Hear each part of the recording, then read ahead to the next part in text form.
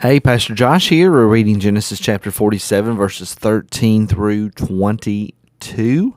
The famine is continuing to increase in the land of Egypt and the land of Canaan, and we are going to be reminded that if God had not intervened, if Joseph was not brought to Egypt, then Jacob and his family would have indeed died. And in fact, many people would have died. So let us read the interaction and what happens throughout this entire crisis. Now, there was no food in all the land, for the famine was very severe. Again, this is prophecy being fulfilled. God told them it's going to be 7 terrible years, so that the land of Egypt and the land of Canaan languished by reason of the famine. Again, if God would have not intervened, if Joseph was not in Egypt, then everybody would have died and they would have languished. But there is grain, there is food in Egypt. Verse 14, and Joseph gathered up all the money that was found in the land of Egypt and in the land of Canaan in exchange for the grain that they bought. So he's getting all this money, and what did he do with the money? Did he keep a lot for himself? And Joseph brought the money into Pharaoh's house. So no, Joseph is not taking anything for himself. He is giving it to Pharaoh, the person for which he is working. And when the money was all spent in the land of Egypt and in the land of Canaan, all the Egyptians came to Joseph and said, "Give us food.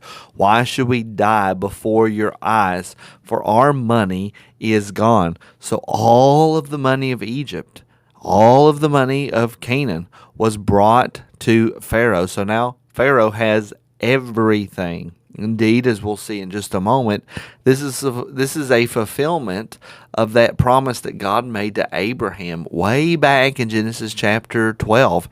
I will bless those that bless you.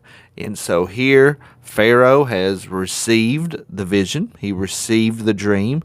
He believed the dream. He trusted Joseph, and he even blessed Joseph and even took care of God's chosen people, the Israelites. And so because of that, Pharaoh himself is receiving these blessings, and one of these material blessings that Pharaoh is experiencing is all of this money that is coming into his household.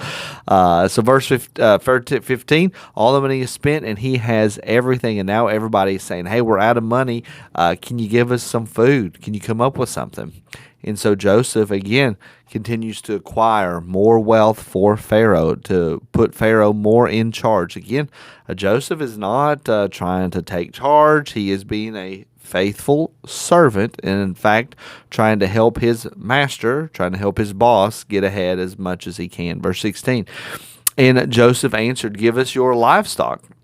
Or give your livestock, and I will give you food in exchange for your livestock if your money is gone. I'm not just going to give you food, give me your livestock.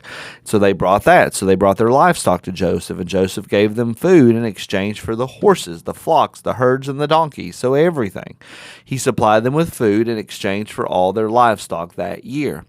But that's not going to be enough. Pharaoh is now going to have all of the livestock. And when that year was ended, verse 18, they came to him the following year and said to him, "We will not hide from my lord that our money is all spent. The herds of our livestock are my lord's. There's nothing left in the sight of my lord but our bodies and our land." That's all we've got left. We don't have anything. And we're going to die if you don't give us food. Verse 19, "Why should we die before your eyes, both we and our land? Buy us and our land for food, and we with our land will be servants to Pharaoh." So this is how Pharaoh ultimately becomes in charge of the entire area, so much so that they are now subjects to Pharaoh. "And give us seed that we may live and not die, and that the land may not be desolate." So Joseph bought all the land of Egypt for Pharaoh, for all the Egyptians sold their fields because the famine was severe on them. The land became Pharaoh's. As for the people, he made servants of them from one end of Egypt to the other. Only the land of the priests he did not buy, for the priests had a fixed allowance from Pharaoh and lived on the allowance that Pharaoh gave them. Therefore, they did not sell their land. And so now Pharaoh becomes in charge of all of the people, and he actually becomes in charge of all of the land. And again, I have that in verse 20 as a promise to claim. This is a fulfilled promise of what God told Abraham. I will bless those that bless you. I will curse those that curse you. And now all of these blessings are coming upon Pharaoh because he is nurturing, he is exalting Joseph and God's people. And then all of the Egyptians become slaves. Now, what we're going to see in the next video, the next reading, is that in spite of all the Egyptians selling everything to Pharaoh, the Israelites, on the other hand, seem to prosper and be multiplied. And then what is going to be very interesting, and you all know this, the transition from Genesis to Exodus, there is a great reversal of this. Pharaoh does not know Joseph. The new Pharaoh does not know Joseph. And so the new Pharaoh begins to oppress God's people. And then there is a great reversal where the Israelites actually become enslaved. And so we will see, you all know how the book of Exodus goes about. There are great plagues that come upon the Egyptians because they are not nurturing and taking care of God's people. And then that blessing of Genesis 12:3 is not coming to reality for the Egyptians. I will bless those that bless you. I will curse those that curse you. We'll get into that later as we get into the book of Genesis.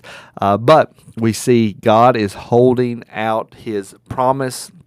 He is keeping his promise to Abraham, and we're seeing that be fulfilled right here. And we also see kind of government gone awry, right? Government gobbling up and taking control of everything that they can in times of crises.